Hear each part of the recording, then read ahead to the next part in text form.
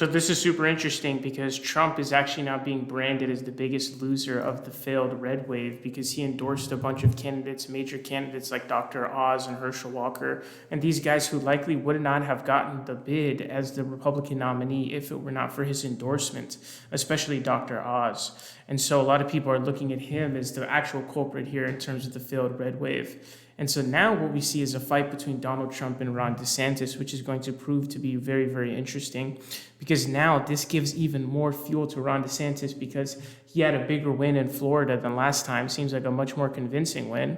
And Donald Trump seems to be on the downtrend. Ron seems to be on the uptrend.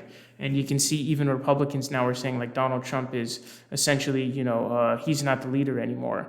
And so he actually even sent out like a shot at Ron DeSantis saying, it says, on the day of the 2022 general election, Donald Trump sent a very clear 2024 message to Ron DeSantis, stay out of the race or else.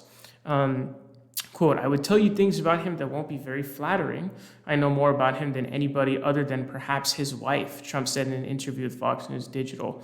So this is a bunch of stuff. He called him Ron DeSanctimonious. And he's been talking about him quite a bit. And I think I just saw him send out a tweet on Truth, like a message on a post on his platform, Truth Social, which I'm having a really hard time finding.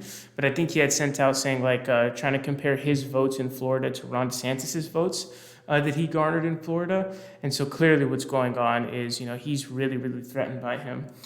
I think Ron DeSantis is actually much worse than Donald Trump because I think they're both like fascists or at the very least like wannabe fascists. But I find Ron DeSantis to be a much more competent one, even so much as in so that he's actually not even responding to this. But Ron hasn't said a word about these, tensions with Trump, which again, I think is a sign of like high competency. I think that he's playing it in a very well way, which is very scary.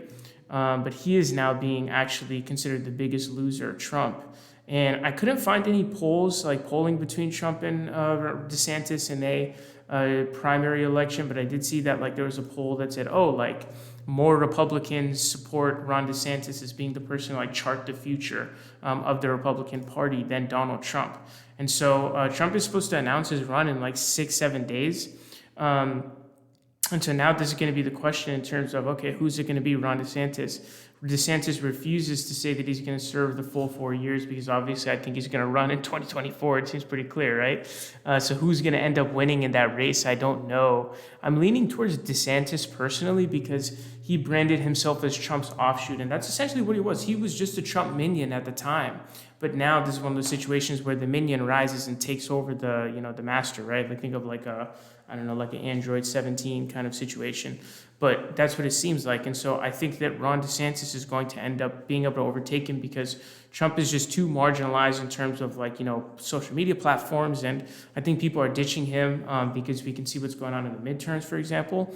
And so I think that he is going to have trouble, and there's going to be a really, really big fight that goes on, and it's just going to be super fascinating. I saw that Trump said that, hey, if we do a lot of successful things, I deserve the credit. If we don't, I don't deserve any of the blame. So, this is just going to be super, super crazy. But I'm really curious to know what you guys think. Let me know.